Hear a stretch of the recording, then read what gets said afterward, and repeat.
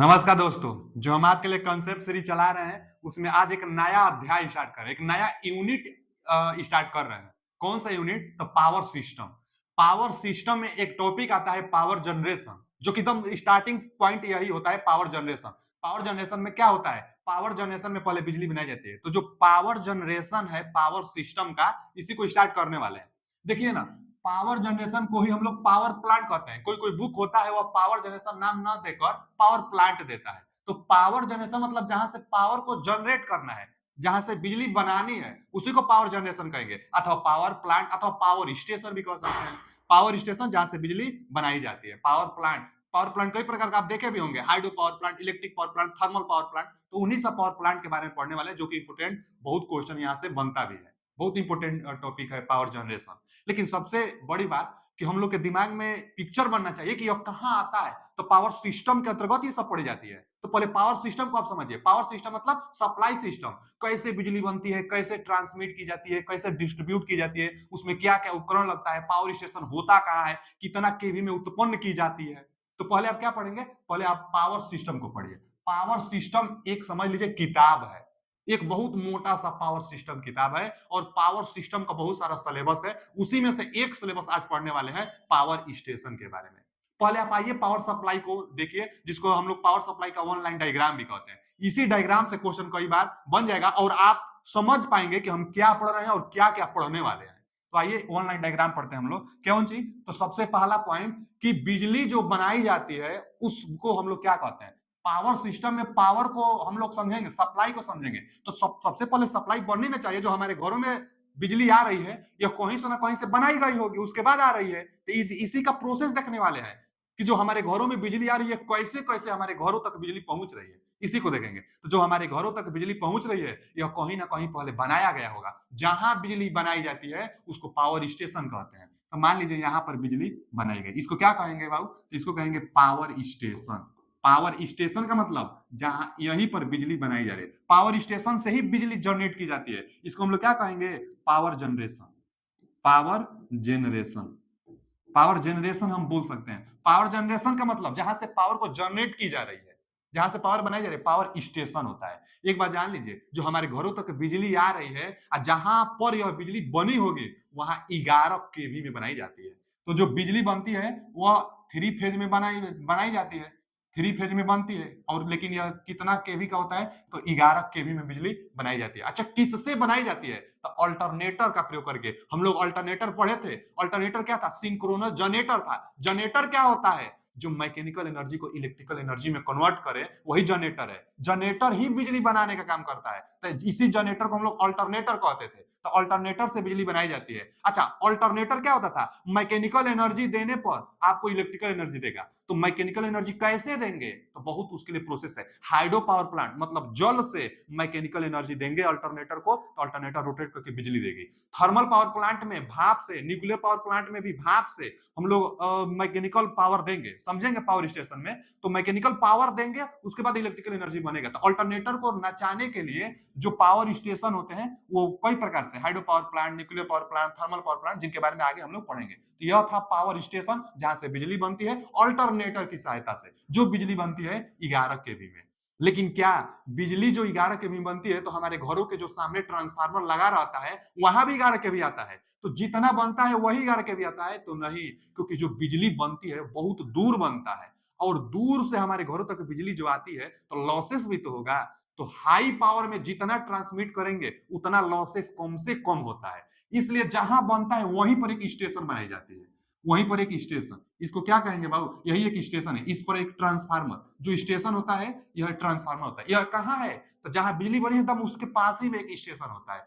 अच्छा, इसको हम लोग, जो स्टेशन होता है यह क्या करता है? तो 11 केवी में जो बिजली बनी हुई है उसको स्टेप अप करता है। स्टेप अप मतलब, स्टेप अप का मतलब कि वोल्टेज को बढ़ाता है। तो जो 11 केवी है, 11 केवी के वोल्टेज को 765 केवी में कन्वर्ट करता है। इंडिया में अब तक 765 केवी की बिजली ट्रांसमिट की गई है। माने बिजली बनी 11 केवी में और ट्रांसमिट का मतलब भेजेंगे 765 केवी में। इतना ज्यादा वोल्टेज, यानी आप समझ सकते हैं कि कितना यह वोल्टेज है। ये 7,65,000 वोल्ट हो गया, माने बहुत ज्यादा वोल्टेज में बिजली को भेजी जाएगी। अच्छा, तो 11 के भी उत्पन्न हुआ 765 में भेजना है तो कौन सा ट्रांसफार्मर लगेगा? तो इसको हम लोग कहेंगे स्टेप अप ट्रांसफार्मर, क्योंकि वोल्टेज को बढ़ाई है। तो कौन सा ट्रांसफार्मर है? Step up transformer. Step up transformer है जो पावर स्टेशन के पास लगा रहता है। अच्छा, जो स्टेप अप ट्रांसफार्मर है इसको हम लोग क्या कहेंगे? तो स्टेप अप ट्रांसफार्मर, यह कौन सा कनेक्शन होता है? यहाँ पर पूछ लेता है कौन सा कनेक्शन होता है। तो यहाँ जो कनेक्शन होता है ना बाबू, वोल्टेज को बढ़ाना है, तो वोल्टेज को बढ़ाने के लिए डेल्टा से स्टार में कनेक्टेड की जाती है। Step up transformer power station के पास जो स्टेशन होता है, पावर स्टेशन, इसको क्या कहते हैं? Power station. तो जो पावर स्टेशन होता है वहां पर कौन सा कनेक्शन होता है ट्रांसफार्मर का? कौन सा ट्रांसफार्मर होता है? तो स्टेप अप ट्रांसफार्मर। और कनेक्शन होगा जो डेल्टा से स्टार में कनेक्शन होगा। क्यों? क्योंकि स्टार में जो वोल्टेज होगा वो फेज वोल्टेज का 3 गुना, यानी वोल्टेज बढ़ाता है। तो डेल्टा से स्टार में कनेक्शन होता है पावर स्टेशन का कनेक्शन, जो कि वोल्टेज को बढ़ाता है। ठीक है जी। अब इसी को भेजना है 765 केवी में भेजना है। तो यहां से जो वोल्टेज भेजी जा रही है, देखिए ना, जो जो यहां से यह भेजी जा रही है, उसके बाद एक और स्टेशन यहां पर आएगा, एक और स्टेशन। अब यह क्या होगा? तो यहां पर जो ट्रांसफार्मर लगेगा 765 केवी, अब कम करते जाएंगे हम लोग, कम करते जाएंगे इसको। तो यह 765 केवी था, 765 केवी, कितना में यह कम करके करेंगे? तो 33 केवी में हम लोग कम कर देंगे, 33 केवी में अब बना देंगे। यही होता है जो ना primary transmission.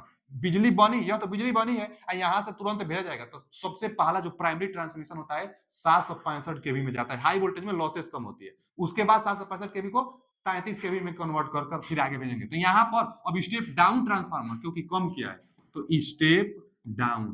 Step down transformer. यहाँ पर जो ट्रांसफार्मर होगा स्टेप डाउन तो कौन सा कनेक्शन होगा? तो उल्टा होता है यहाँ पर कनेक्शन, स्टार से डेल्टा कनेक्शन होता है स्टेप डाउन ट्रांसफार्मर में। फिर यहाँ से जो हम लोग भेजेंगे सप्लाई, अब स्टेप डाउन का मतलब 33 केवी भेज रहे हैं, तो बचा जो 33 केवी सप्लाई भेज रहे हैं, तो अब इस फिर 33 केवी को हम लोग 11 केवी में कन्वर्ट कर देते हैं। यहाँ से जो सप्लाई भेजते हैं, यहाँ से जो हम लोग सप्लाई भेजते हैं, कौन सा केवी में भेजते हैं? तो बाबू 11 केवी में। तो यहाँ पर भी जो यह ट्रांसफार्मर लगा रहता है, यह ट्रांसफार्मर फिर तो कम किया, 33 को 11 किया, तो फिर स्टेप डाउन ट्रांसफार्मर। कौन सा? तो step down transformer. Step down transformer है तो फिर कौन सा कनेक्शन होगा? तो स्टार से डेल्टा, डेल्टा में हो गया, स्टेप डाउन ट्रांसफार्मर हो गया, जो कि 33 को 11 में करा। अच्छा जी, अब 11 वाला जो है इसको फिर हम लोग क्या करेंगे? इसको फिर अब 11 केवी को अब कन्वर्ट करेंगे 440 वोल्ट में, 440 वोल्ट में। और इसका जो कनेक्शन यहाँ पर भी स्टेप डाउन है, यहाँ पर भी स्टेप डाउन है ना, 11 को 440 वोल्ट खाली कर दिया, उत्पन्न हुआ 11 में, भेजे हम लोग पहला दान 765 में, फिर भेजे 33 केवी में, फिर भेजे 11 केवी में, अब मिला हम लोग को कितना? 440 वोल्ट। और यहाँ पर ना 4 फेज हो जाता है, 1 2 3 और 4। अब 4 फेज हो गया और यहीं से बिजली बटेगी 440 वोल्ट। यही तो है, 3 फेज की सप्लाई लेते हैं तो 440 वोल्ट मिलता है। तो अब यह भेजने वाला, डिस्ट्रीब्यूट करने वाला है, तो यहाँ से डिस्ट्रीब्यूट हो रहा है, तो कौन सा कनेक्शन होगा भाई? तो यहाँ पहले तो कौन सा ट्रांसफार्मर? तो 11 केवी को 440 वोल्ट। तो यहाँ भी तो स्टेप डाउन ट्रांसफार्मर, तो यहाँ पर भी step down transformer. Step down है, कनेक्शन कौन सा है? तो कनेक्शन होगा डेल्टा से स्टार, क्योंकि स्टार में ही एक न्यूट्रल मिलता है। तो यह न्यूट्रल, और यह आर, यह वाई और यह बी, आर वाई बी तीनों फेज और एक न्यूट्रल पॉइंट मिलता है। तो यहाँ से न्यूट्रल, तो पूछता है कई बार कि, और यह क्या है? डिस्ट्रीब्यूशन स्टेशन है, यहीं से डिस्ट्रीब्यूट करनी है सप्लाई को, अब बांटनी है। डिस्ट्रीब्यूट मतलब बांटना है। घरों में आप सप्लाई लेते हैं ना, तो यहीं से आप सप्लाई लेते हैं, आप सिंगल भी फेज ले लेते हैं और न्यूट्रल ले लेते हैं, तो 220 वोल्ट आपको मिलता है। तो सिंगल फेज और न्यूट्रल ले लेने से यहाँ से जो वोल्टेज मिलता है। तो पूछता है कि डिस्ट्रीब्यूशन ट्रांसफार्मर होगा, यही तो डिस्ट्रीब्यूशन ट्रांसफार्मर है। जो डिस्ट्रीब्यूशन ट्रांसफार्मर होगा उसका कनेक्शन क्या होता है? तो डेल्टा से स्टार होता है, क्योंकि आपको न्यूट्रल लेना है, डेल्टा से स्टार। और क्या करता है? स्टेप डाउन करता है। दिमाग में बैठाने के लिए आप ये सोचिए कि पहला स्टार्टिंग पॉइंट में जो कनेक्शन था वही कनेक्शन लास्ट में भी था। यहां से देख लीजिए आप, डेल्टा से स्टार तो डेल्टा से स्टार, यही है डिस्ट्रीब्यूशन वाला, और यह है भेजने वाला। जो स्टार्टिंग टाइम होता है ना, इसको हम लोग कहते हैं प्राइमरी ट्रांसमिशन। यह कौन सा है? Primary transmission, primary primary transmission, primary transmission है। यह कौन सा है बाबू? तो यह प्राइमरी ट्रांसमिशन है। अच्छा, जो प्राइमरी ट्रांसमिशन होता है, पूछता है कि कितना केवी में भेजा जाता है, तो हम लोग 765 केवी में, ये पहला दिन भेजा गया। जस्ट इसके बाद सेकेंडरी ट्रांसमिशन होता है, सेकेंडरी ट्रांसमिशन। जो जो सेकेंडरी ट्रांसमिशन है, जो सेकेंडरी ट्रांसमिशन, यह कितना केवी में, 33 केवी में। यह दोनों ट्रांसमिशन है, यहां से सप्लाई किसी को नहीं दी जाती, सिर्फ भेजा जाता है। इसके बाद जो जाता है यहां से, यह अब डिस्ट्रीब्यूट हो सकता है। जो बड़े बड़े कंज्यूमर होंगे ना बाबू, जैसे यहां से हम सप्लाई ले रहे हैं, यहां से सप्लाई ले रहे हैं, यहां से ले रहे हैं और यहां से ले रहे हैं, और यहां से एक ये, और यहां से एक ये, और यहां से एक ये, और सप्लाई किसको दे देंगे, जो बिग कंज्यूमर होंगे ना, बिग कंज्यूमर, बिग कंज्यूमर मतलब जो कंपनी चलाते होंगे, जो बड़े बड़े सप्लायर होंगे, उनको सप्लाई दी जाती है। तो कितना केवी का, 11 केवी का, क्योंकि यह तो 11 केवी वाला है। यहां से बांटना स्टार्ट, डिस्ट्रीब्यूट करना स्टार्ट, तो इसको कहेंगे प्राइमरी डिस्ट्रीब्यूशन। क्या कहेंगे, प्राइमरी, यहां हम लिख दे रहे हैं primary, primary, primary distribution, primary distribution, यह प्राइमरी डिस्ट्रीब्यूशन। और यह तो सेकेंडरी डिस्ट्रीब्यूशन, जो कि घरों में दी जाती है, सिंगल फेज, ट्रिपल फेज, बहुत कम वोल्टेज, 440 वोल्टेज, तो सेकेंडरी डिस्ट्रीब्यूटर। इसी को हम लोग फीडर भी बोल सकते हैं, इसको डिस्ट्रीब्यूटर। फीडर से सप्लाई जो जाती है बड़े बड़े कंज्यूमर को, अथवा लोकल सब स्टेशन, जो आपके गांव में ट्रांसफार्मर लगा होगा ना, वो यह वाला स्टेशन है, लोकल सब स्टेशन उसको कहेंगे। क्योंकि जो गांव में जो ट्रांसफार्मर होता है वह 4 फेज देता है, यही वाला है।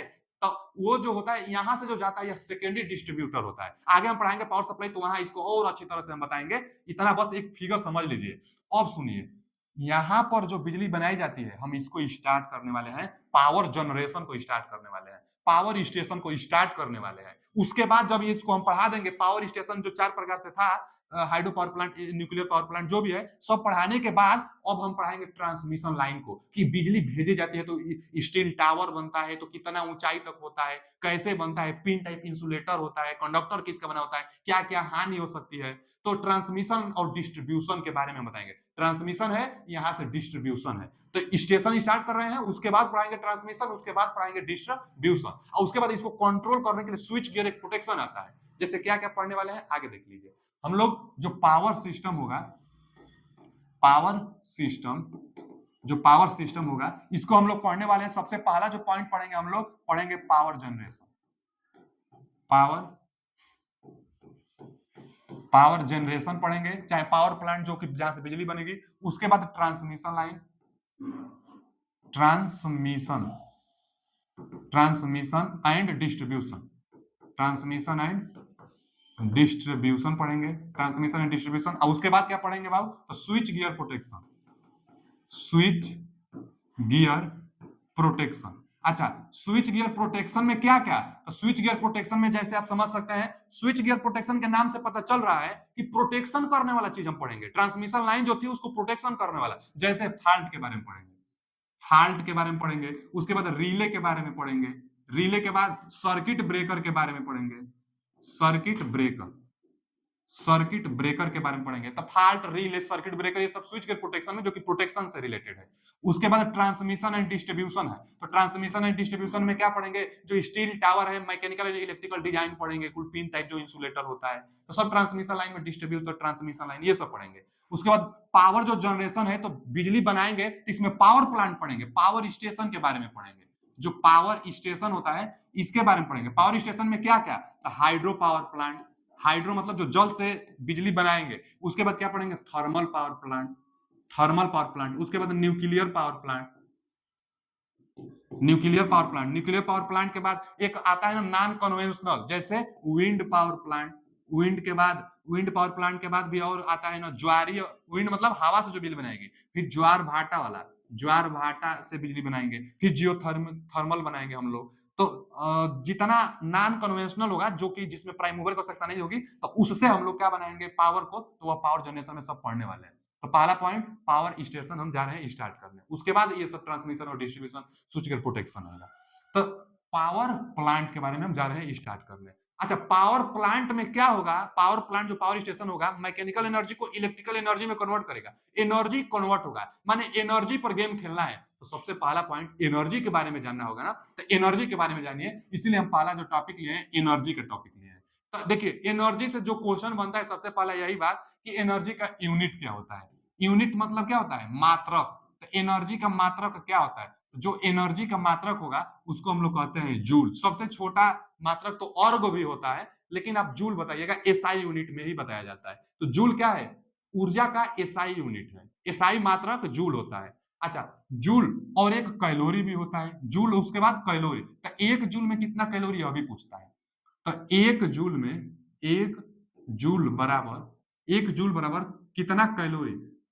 तो एक जूल में कितना कैलोरी, और एक जूल से बड़ा मात्रा कैलोरी होता है, तो एक कैलोरी समझ लीजिए, जूल से क्योंकि बड़ा है, तो एक कैलोरी बराबर 4.18 जूल होता है।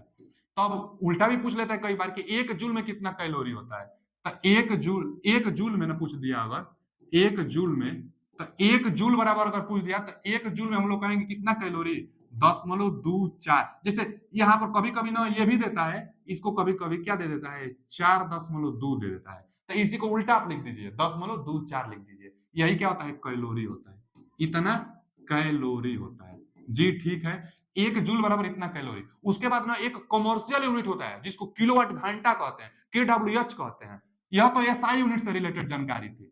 यहाँ से क्वेश्चन पूछ रहे थे एक कैलोरी बराबर कितना जूल, चाहे एक जूल बराबर कितना कैलोरी, एसआई मात्रक जूल। लेकिन कमर्शियल जैसे यूनिट में हम मेजर करते हैं ना कि घरों की बिजली 60 unit, 50 unit, 30 unit, 12 unit, 8 unit, तो यूनिट में पूछता है। तो कमर्शियल यूनिट में माने इसी का मात्रा क्या होगा, यूनिट होगा। तो जो यूनिट होता है ना उसी को KWH भी कहते हैं। तो एक यूनिट बराबर 1 KWH होता है, ये भी आप जानते रहिएगा। जो एक यूनिट होगा वही एक KWH होगा। KWH किलोवाट घंटा, कोई बार तो इसको पूछता है कि किलोवाट घंटा किसका मात्रक है, तो ऊर्जा का मात्रक है। किलोवाट घंटा ऊर्जा का मात्रक है, और एक किलोवाट कितने के बराबर होता है, एक यूनिट के बराबर होता है। और इसमें कितना तब जूल हो जाएगा, तो भैया जो एक यूनिट कहें चाहे एक KW हम एच कहें, किलोवाट घंटा ऊर्जा का मात्रक है, चाहे यूनिट ऊर्जा का मात्रक है, तो कितना होगा, तो एक किलोवाट घंटा में 36 गुणे 10 का पावर 5 जूल होता है।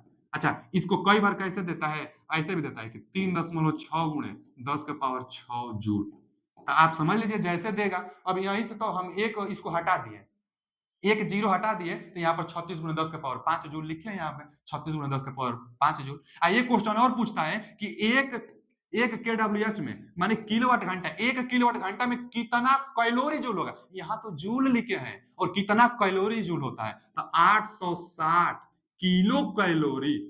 860 कैलोरी भी ऊर्जा का मात्रक है ना, तो कितना किलो। अच्छा, कैलोरी बताइए तो फिर क्या करेंगे, 1000 किलो मतलब 1000, तो 3 जीरो आप बढ़ा लेंगे, लेकिन किलो कैलोरी में पूछा हुआ है। ये सब क्वेश्चन एकदम समझ लीजिए ना कि पूछा हुआ है, ये सब क्वेश्चन है, जितना हम लिखे हैं सब का सब यह पूछा हुआ है। इतना ही बस जानिए आप एनर्जी के बारे में।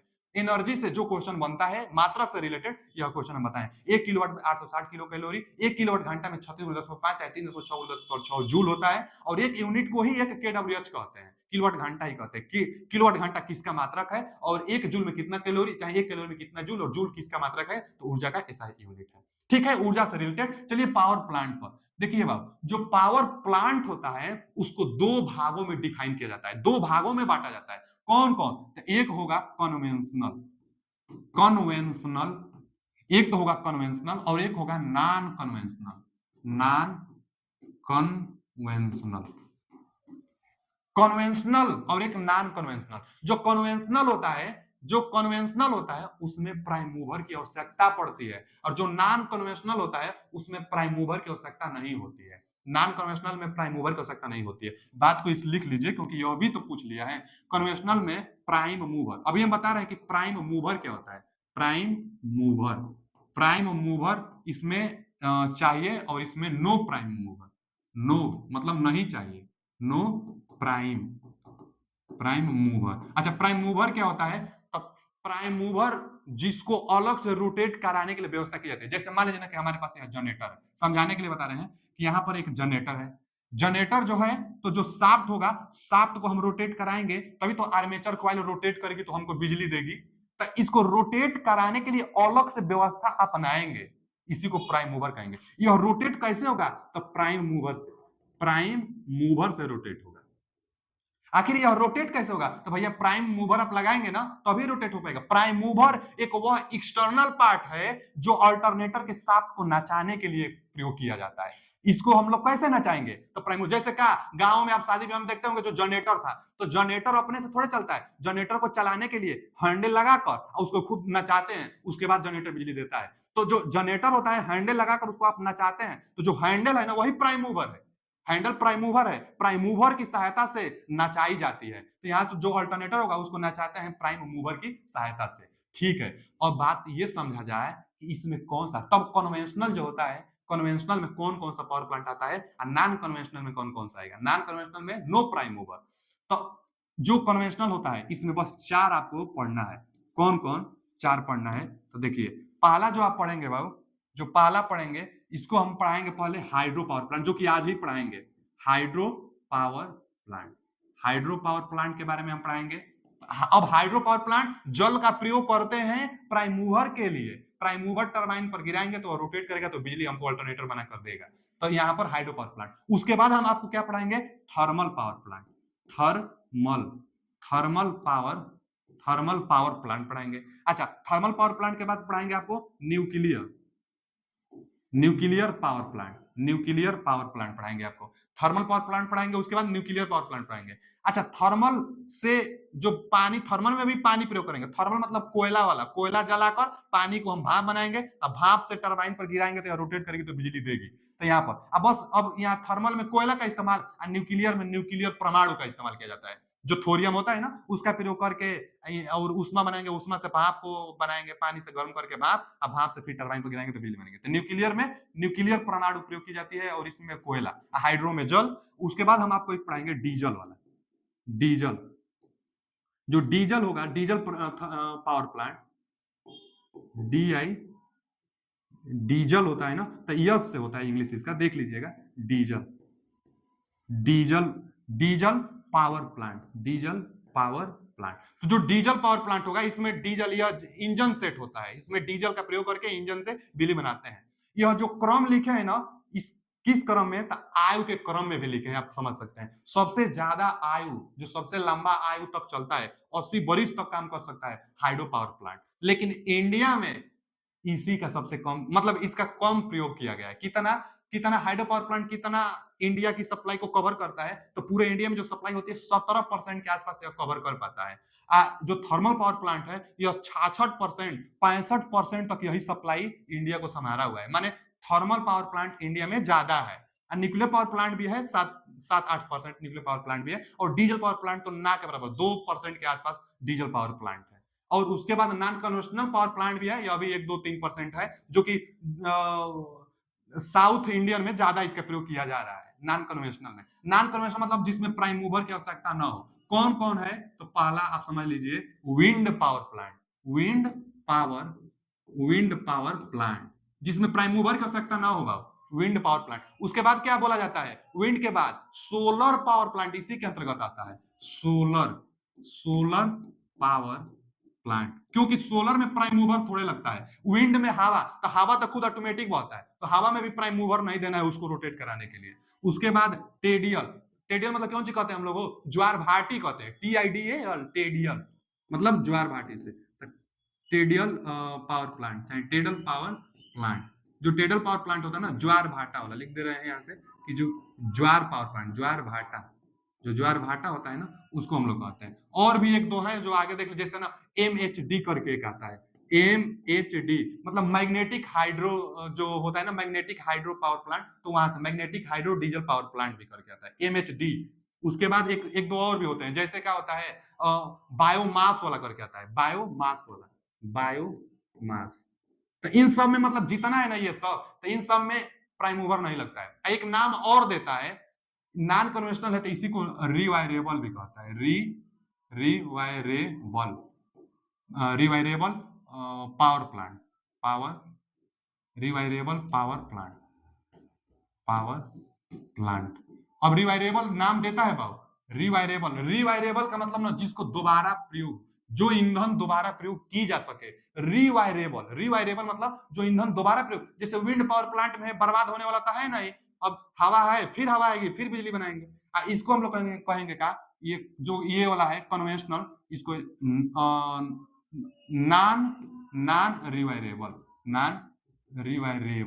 नॉन रिवायरेबल का मतलब ना कि एक बार अगर मान लीजिए थर्मल पावर प्लांट है, एक बार अगर कोयला जल गया तो अब दोबारा इसको यूज में नहीं ले सकते हैं, इसलिए इसको नॉन रिन्यूएबल कहते हैं। रिन्यूएबल, नॉन रिन्यूएबल, इसको रिन्यूएबल, रिन्यूएबल।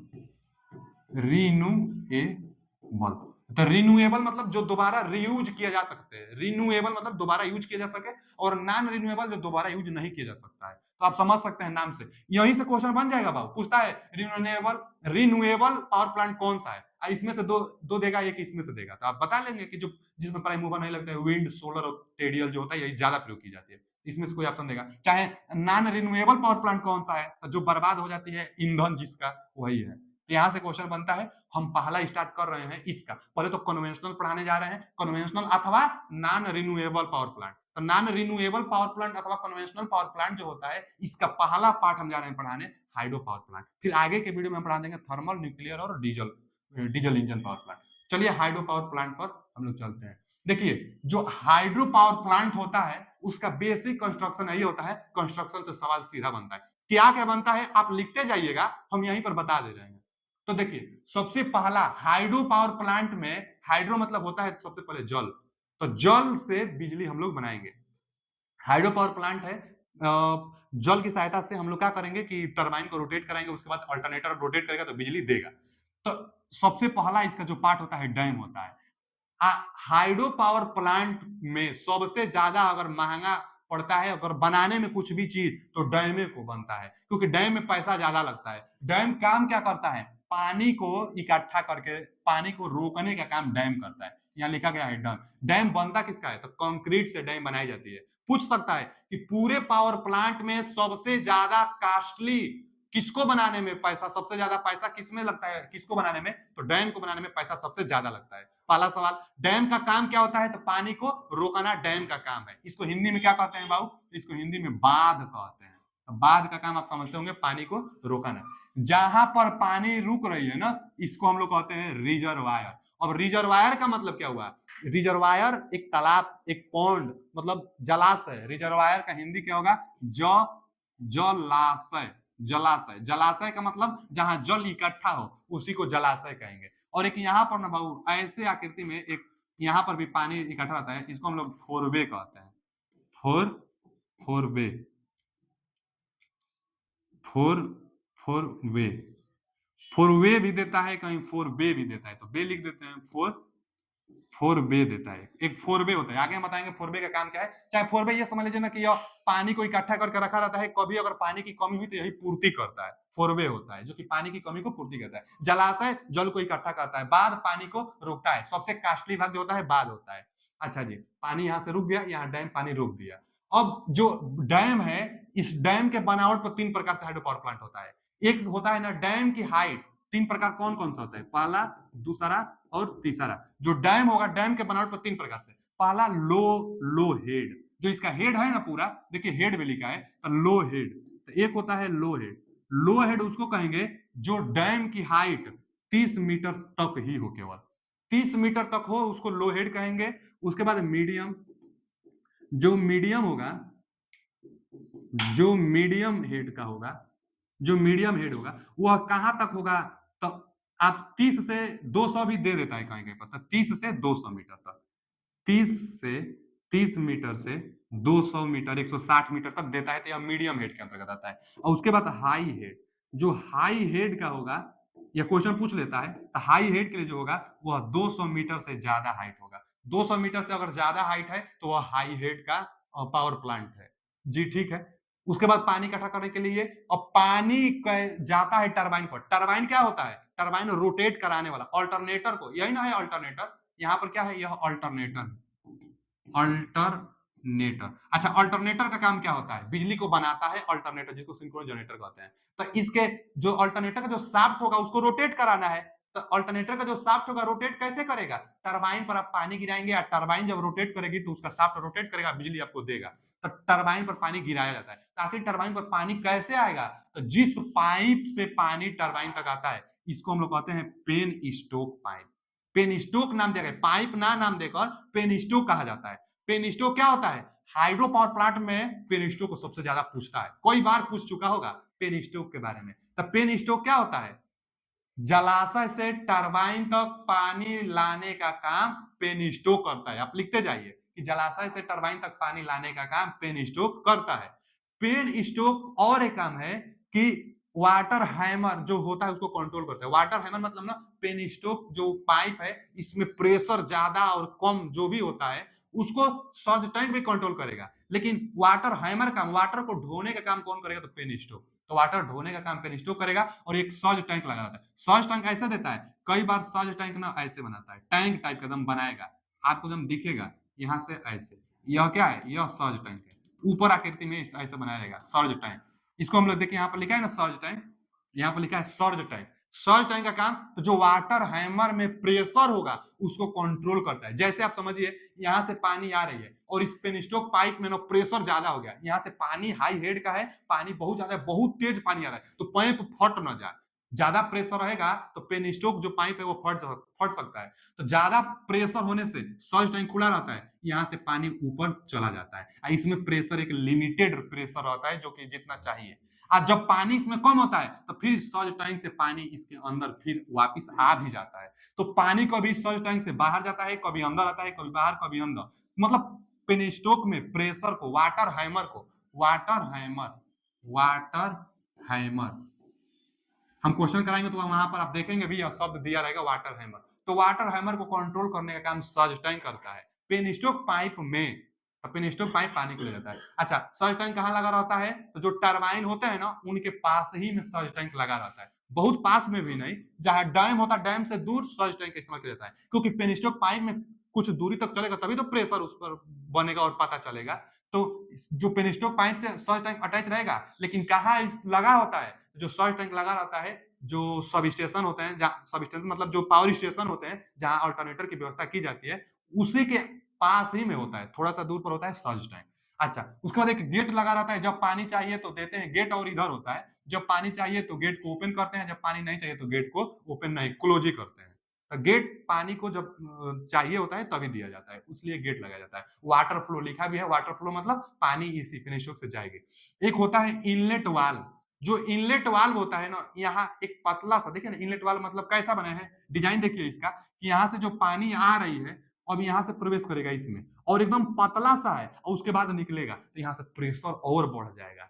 इस प्रेशर बढ़ाने के लिए इनलेट वाल्व का प्रयोग किया जाता है। जैसे जो शावर होता है तो शावर में भी छोटा छोटा बूंदा होता है, छोटा छोटा बूंदा होता है, और उसमें पानी गिरता है उसके बाद आता है, तो एक हाई प्रेशर में आता है। तो जितना छोट चीज से कुछ कोई एकदम बेग से जा रहा है ना, तो उसके बाद जो बढ़ेगा, यहाँ एरिया इसका कम है, इसके बाद यहाँ से जो पानी निकलेगा उसका प्रेशर ज्यादा रहेगा। तो हाई प्रेशर करने के लिए इनलेट वाल्व का प्रयोग किया जाता है। यहाँ से पानी टरबाइन पर गिरता है। टरबाइन जो होता है, यह टरबाइन 3 प्रकार से होता है, आगे हम टरबाइन के बारे में बताने वाले हैं। इसी पर टरबाइन पर पानी गिरेगा, और टरबाइन पर जब पानी गिरेगा तो टरबाइन रोटेट करेगा, और टरबाइन रोटेट करेगा तो इसी के शाफ्ट से अल्टरनेटर का शाफ्ट अटैच रहेगा। अब अल्टरनेटर का शाफ्ट रोटेट होने लगा, पानी आने से, टरबाइन पर गिरने से टरबाइन से अल्टरनेटर का शाफ्ट रोटेट होने लगा, अल्टरनेटर का शाफ्ट रोटेट होने लगा तो आर्मेचर कॉइल इसमें जो होगी वह रोटेट होगी और बिजली आपको देगी। तो यहाँ से देख लीजिए, अल्टरनेटर से यहाँ से इलेक्ट्रिक जनरेशन हुआ और आगे ये भेजेंगे, अब ट्रांसफार्मर से उसको स्टेप अप कर आगे हम लोग बिजली को भेजेंगे, तो आगे बिजली को भेजना है।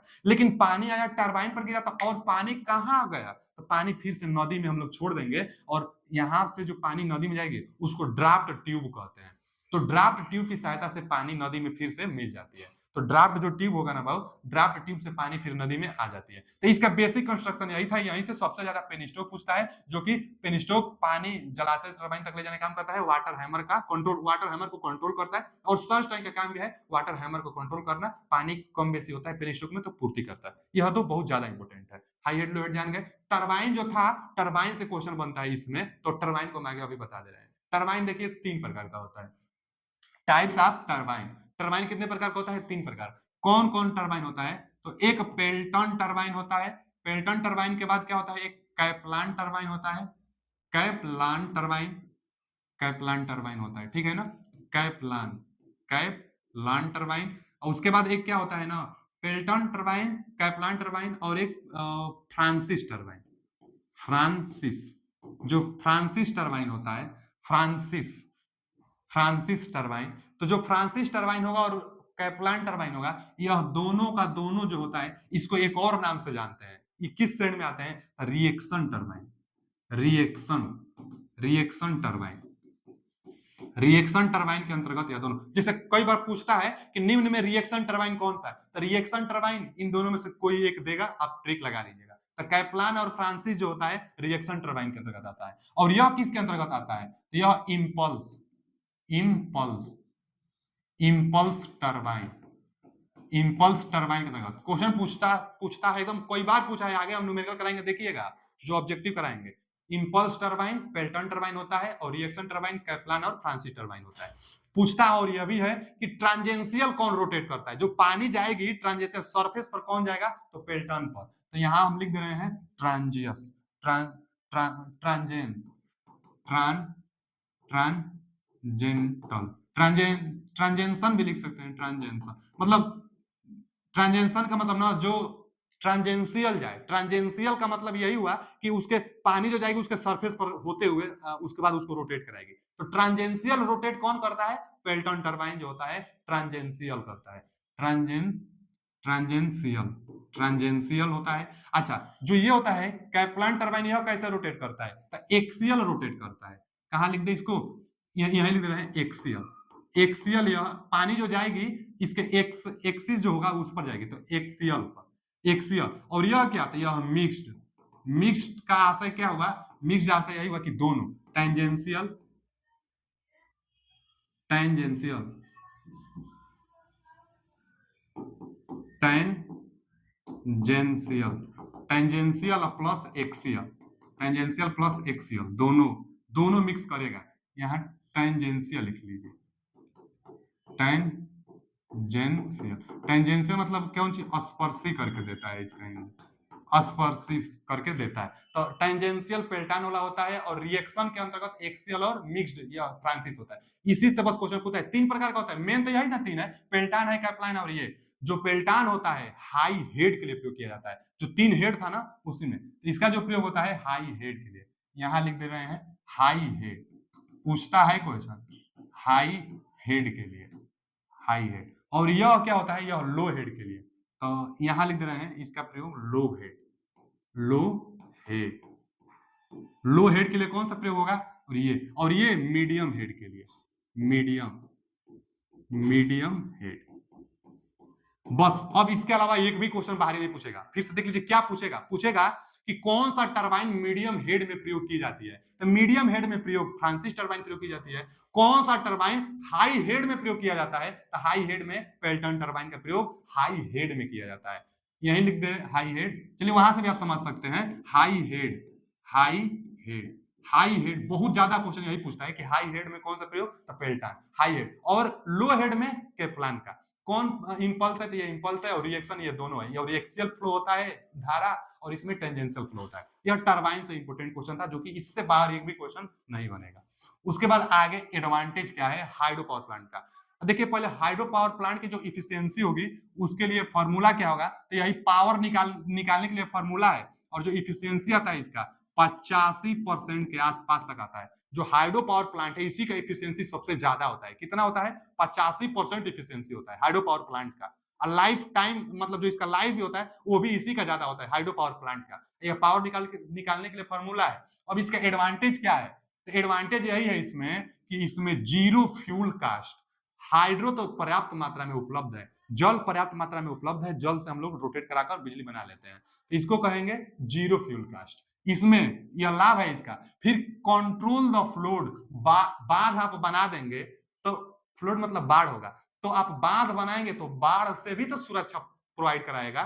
तो हाइड्रो पावर प्लांट का फायदा यह भी है कि बाढ़ से सुरक्षा, बाढ़ को कंट्रोल करेगा। अच्छा, उसके बाद इंस्टेंट स्टार्टिंग, तुरंत स्टार्टिंग भी हो जाता है, जल की धारा दीजिए स्टार्ट भी हो जाएगा, तो आसानी से जल्द स्टार्ट भी हो जाएगी। और ईंधन भी बहुत कम, ईंधन एकदम जीरो है समझ लीजिए, ईंधन कास्ट एकदम जीरो है। उसके बाद लो रनिंग कास्ट, वही तो ईंधन है ना, जब नहीं लग रहा है तो रनिंग कास्ट इसका जीरो, लेकिन स्टार्टिंग कास्ट सबसे ज्यादा इसी का लगता है, क्योंकि डैमे को बनाने में कितना खर्चा लग जाता है। तो स्टार्टिंग कास्ट मतलब जब बनाएंगे उस समय सबसे ज्यादा कास्ट हाइड्रो पावर प्लांट में लगेगा, इफिशियंसी सबसे ज्यादा हाइड्रो पावर प्लांट का होता है, और रनिंग कास्ट इसका बहुत कम होता है। तो लो रनिंग कास्ट, रनिंग कास्ट मतलब ईंधन नहीं लगेगा तो रनिंग कराने में इसको कास्ट बहुत कम देना पड़ेगा। कम लगेगा इसमें। उसके बाद वेरी लो पॉपुलेशन, इसमें पॉपुलेशन भी नहीं है। थर्मल पावर प्लांट में कोयला जलेगा तो चिमनी से धुआं निकलेगी तो पॉपुलेशन उत्पन्न करेगा, मतलब प्रदूषण करेगा, पोल्यूशन करेगा। जो पोल्यूशन इसका क्या होगा, बहुत वेरी लो, तो वेरी लो पोल्यूशन माने प्रदूषण बहुत कम करेगा। ठीक है जी, पोल्यूशन इसका कम है, हाइड्रो पावर प्लांट का लाभ है। हाई इफिशियंसी हम बता ही दिए, इसका इफिशियंसी कितना 85% तक इसका इफिशियंसी होता है, हाइड्रो पावर प्लांट का इफिशियंसी ज्यादा। और नीट एंड क्लीन माने क्या होता है कि साफ सुथरा होता है। नीट एंड क्लीन का मतलब साफ सुथरा। तो जो हाइड्रो पावर प्लांट होता है यह साफ सुथरा होता है, यहाँ पर गंदगी उतना नहीं बनता है क्योंकि हाइड्रो पावर प्लांट से बिजली बनाई जा रही है। तो हाइड्रो पावर प्लांट से बेसिक जानकारी थी। आगे जो हम पढ़ाएंगे थर्मल पावर प्लांट बताएंगे। हम यहाँ बता ही दिए कि यह क्या था, तो इसका एफिशिएंसी ज्यादा होता है और इसके निकालने के लिए फॉर्मूला है पावर निकालने के लिए। तो पावर निकालने के लिए न्यूमेरिकल देता है तो यहाँ जल का वेट देगा, यहाँ जल का फ्लो देगा, यहाँ हेड देगा डैम का कि कितना हाई हेड है कि लो हेड है, कितना मीटर हेड है, और यहाँ टरबाइन का एफिशिएंसी देगा। 9.8 है गुणा 10-3 से गुणा करके पावर को आप निकाल सकते हैं। तो आज के लिए इतना ही। हाइड्रो पावर प्लांट में वीडियो कैसा लगा बताइए। आगे आपके लिए थर्मल पावर प्लांट और आगे जो भी है हम लेकर आते रहेंगे। दिवाली में कुछ दिन क्लासेस बंद हो सकती है, लेकिन कोशिश करेंगे कि ज्यादा से ज्यादा क्लासेस देते रहें। थैंक यू, धन्यवाद।